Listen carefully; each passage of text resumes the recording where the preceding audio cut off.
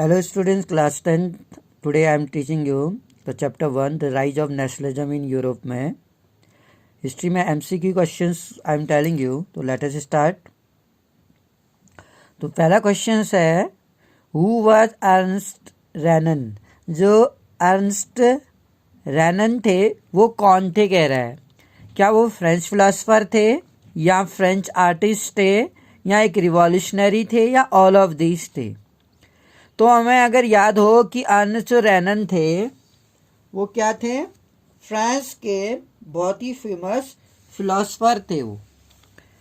तो अगर हम देखें इन चारों ऑप्शन में से तो फ्रांस के फेमस फिलोसफर थे, तो इसमें ऑप्शन ए राइट हो जाएगा.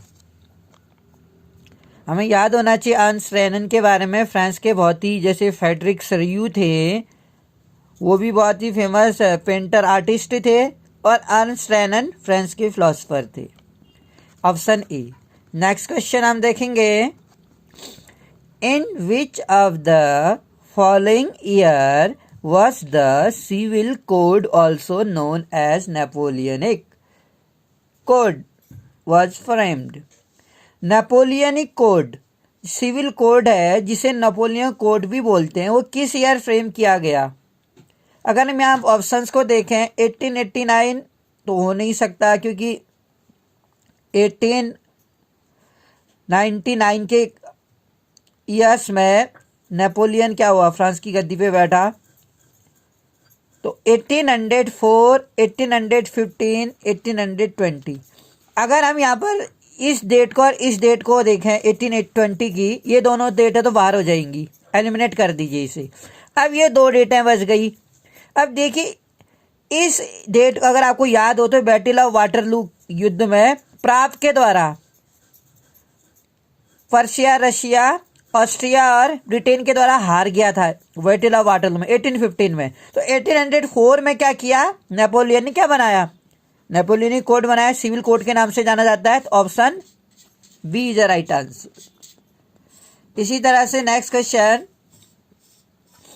इन which year was a custom union. एक कस्टम यूनियन था, संघ था, और जो जलवेरिन कहलाता था. Custom union form at initiative of Prussia के द्वारा एक जलवेरिन करेंसी के तौर पे एक कस्टम तैयार किया गया, एक करेंसी तैयार की गई पर्शिया में, जलवेरिन. जो अलग अलग टैक्स से गुजरना पड़ता था, इंटरनल जो कस्टम्स थे उनको रिमूव करते हुए जलवेरिन बनाई गई थी. बेटा याद रखना. तो किस ईयर बनाई गई थी. 1934 तो हो नहीं सकता, 1915 नो, 1813 नो, 1834. 1834 में जलवेरिन फॉर्म की गई थी. Right option is C. C is the right option. Zollverein थी 1834 में फॉर्म की गई थी, याद रखिएगा. Next question. In which year was the Vienna peace organise. जो वेइना पीस था, यानी कि नेपोलियन बोनापार्टे के हारने के बाद वेइना पीस ट्रीटी ऑर्गेनाइज हुई थी. यानी कि जिस ईयर नेपोलियन हारा था 1815 में, उसी ईयर आपको याद होना चाहिए कि वेइना पीस ट्रीटी भी हुई थी ऑस्ट्रिया की राजधानी में, जिसमें प्राग देशों के जो प्रतिनिधि थे, रिप्रेजेंटेटिव थे, वो वहाँ पर आए थे. जो नेपोलियन के द्वारा बनाए गए नियम थे उनको कैंसिल करना इसका मेन एम था, और कई सारे जो बाउंड्री डिक्लेयर करना था ताकि फ्रांस फ्यूचर में एनेक्स ना कर सके. 1815 is the right answer. Right option होगा. वेइना पीस ट्रीटी 1815 में हुई थी. यहाँ पर सारे ऑप्शंस देखिए आप कि 1834 में तो जलवेरिन फॉर्म्ड हुआ था, और 1915 हो नहीं सकता, 1815 में हुई थी. Next question. Who among the following establish the organisation name Young Italy. एक यंग इटली नाम की पार्टी थी, एक मैं कह सकता हूँ सीक्रेट पार्टी थी, गुप्त सोसाइटी थी, क्योंकि सेंसरशिप लागू थी. तो यंग इटली नाम की जो एक गुप्त सोसाइटी थी, ऑर्गेनाइजेशन था, वो किसके द्वारा बनाया गया था, यंग इटली. अब देखिए राइट ऑप्शन तक हम कैसे पहुंचते हैं, इस तरह के क्वेश्चंस किस तरह से किए जाते हैं. बेसिकली एमसीक्यू क्वेश्चंस को करने के पीछे के मैं ट्रिक्स आपको बताता हूं. नेपोलियन बोनापार्टे अगर हमें याद हो तो ये इसलिए नहीं हो सकता क्योंकि ये फ्रांस के थे, नेपोलियन बोनापार्टे ने फ्रांस में रिफॉर्म की, नेपोलियन कोड लागू किया था फ्रांस में।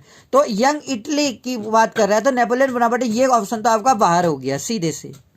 फेडरिक सरयू, ये क्या थे, ये भी फ्रांस के क्या थे, एक आर्टिस्ट थे, कलाकार थे। ये दो ऑप्शन आपके सीधे बाहर हो जाते हैं।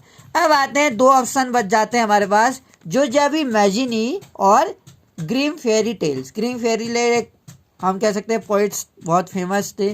तो एक राइट ऑप्शन इसमें आ जाता है, जो एक रिवॉल्यूशनरी थे, नेशनलिस्ट थे, जोज़ेफ मैजिनी। जोज़ेफ मैजिनी ने यंग इटली नाम के ऑर्गेनाइजेशन की स्थापना की थी। तो राइट ऑप्शन इज जोज़ेफ मैजिनी। दूसरे कौन थे इटली के, जोज़ेफ गैरिबाल्डी, और एक कौन था, काबूर। काबूर तो एम्यूनल सेकंड का चीफ मिनिस्टर था, मंत्री था। नेक्स्ट क्वेश्चन पे आते हैं, who is the most popular among the freedom fighter of Italy. Italy का इनमें से कौन इटली का फेमस फ्रीडम फाइटर था। तो जो क्वेश्चन था कि most popular freedom fighter Italy का इनमें से कौन था। तो अगर हम तीनों ऑप्शंस को देखें, if we see the three options of this question, Giuseppe Garibaldi, काबूर।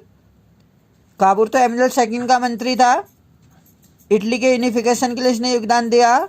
जोज़ेफ Mazzini, इसने जो यंग इटली बनाई थी वो सक्सेस नहीं पाई, उतनी सक्सेस नहीं मिली उसको, जोज़ेफ मैजिनी के द्वारा जो यंग इटली बनाई गई थी। लेकिन अगर हम जोज़ेफ गैरिबाल्डी, से इटली की तलवार के नाम से जाना जाता है, इटली के यूनिफिकेशन में बहुत ही ज़्यादा रोल मैं कहूँगा जोज़ेफ गैरिबाल्डी। तो ज़्यादा पॉपुलैरिटी जोज़ेफ गैरिबाल्डी को मिली, ना कि जोज़ेफ मैजिनी को। ऑल ऑफ डीज नहीं होगा इसमें, ज़्यादातर आप सोचते हैं कि ऑल ऑफ डीज वाले ऑप्शन होते हैं, लेकिन यहाँ पर राइट ऑप्शन जोज़ेफ गैरिबाल्डी होगा, जो सबसे ज़्यादा फ्रीडम फाइटर पॉपुलैरिटी जिसे इटली की हिस्ट्री में मिली। नेक्स्ट क्वेश्चन में हम आते हैं, movement of unification of Italy.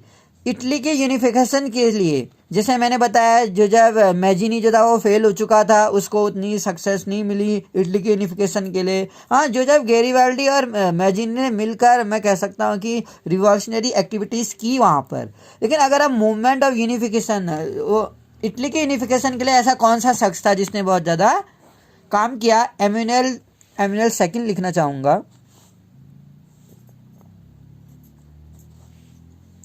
एम्यूनल second, तो अगर हम बात करें इसकी, ये तो एक शासक ही था जो इटली राज घराने का था, हमें याद होगा, इस पर रिस्पॉन्सिबिलिटी थी इटली को एक यूनिफाई करने की। बिस्मार्क तो जर्मन का था। काबूर एम्यूनल सेकंड का मंत्री था। तो इनमें से बिल्कुल काबूर को एक नेतृत्व दिया गया। Right option is काबूर, not all of these. Next question, who was proclaimed the king of unified Italy इन 1861। 1861 में किसे इटली को यूनिफाई करने के बाद एक राजा घोषित किया गया। एम्यूनल सेकेंड, जोज़ेफ मैजिनी, ये भी इटली का तो था, रेवोल्यूशनरी था, नेशनलिस्ट था, जोज़ेफ मैजिनी, विलियम फर्स्ट और बिस्मार्क। ये दोनों ऑप्शन बाहर हो जाते हैं। अब ये दोनों ऑप्शन बाहर क्यों होते हैं, क्योंकि जो बिस्मार्क था वो जर्मनी का था, बात हो रही है इटली के यूनिफिकेशन की। और जर्मन का भी कौन था, वो पर्शिया जो था, पर्शिया का जो राजा था विलियम फर्स्ट, उसको ही जब जर्मन का यूनिफिकेशन हुआ तो इसको किंग बनाया गया जर्मन का। किसकी मदद से, बिस्मार्क की मदद से।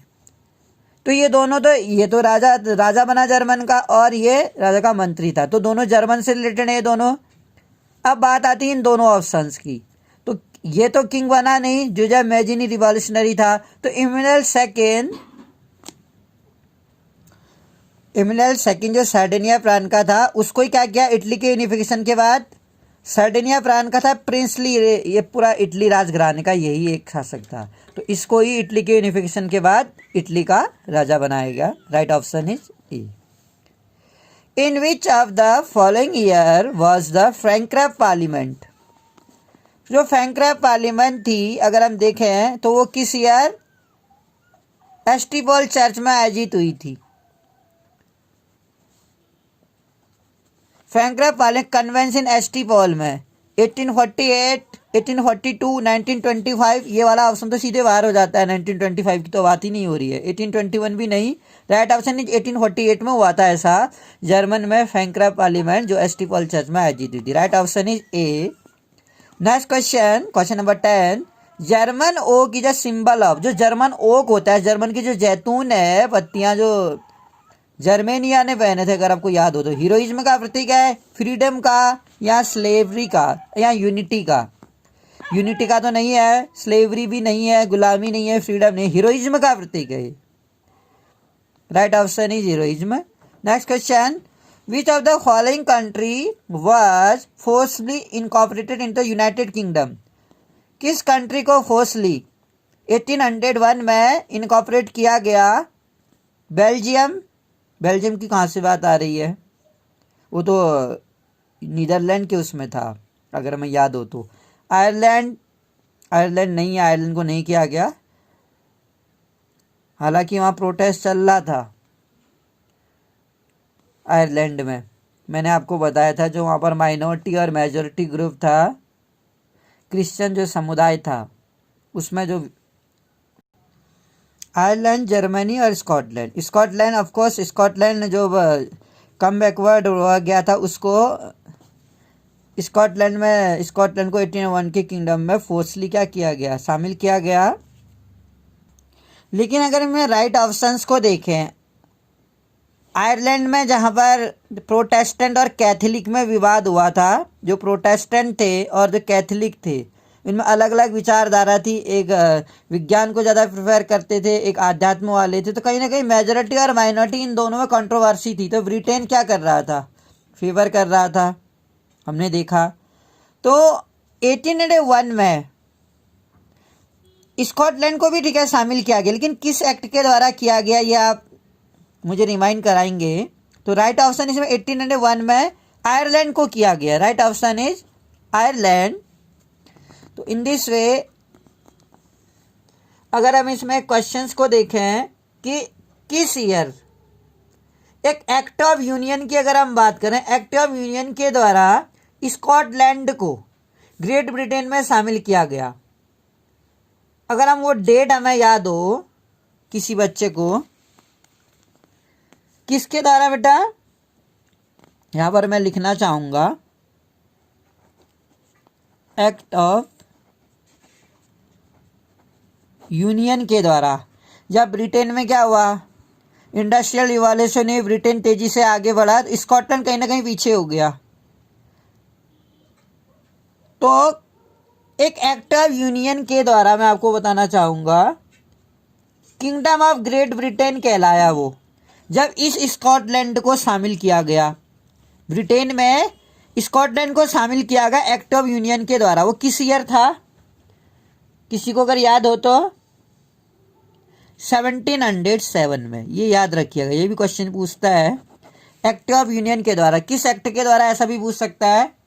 जैसे मैंने आपको बताया कि जो यूनान है, यूनान को फ्रीडम मिली थी, लॉर्ड ब्रायन जब गए थे वहां पर लड़ाई के लिए फंड इकट्ठा करके, तो कॉन्स्टेंटिपोल, ट्रीटी ऑफ कॉन्स्टेंटिपोल के द्वारा जैसे यूनान को स्वतंत्रता मिली, ऐसे एक्ट ऑफ यूनियन के द्वारा स्कॉटलैंड को ग्रेट ब्रिटेन में, United kingdom of great Britain में शामिल, और यूनाइटेड किंगडम कहलाया वो। इस तरीके से I told you the optional questions. I hope you are writing and reminding each question in your brain also. Thank you for cooperating me, and I hope you are working hard also.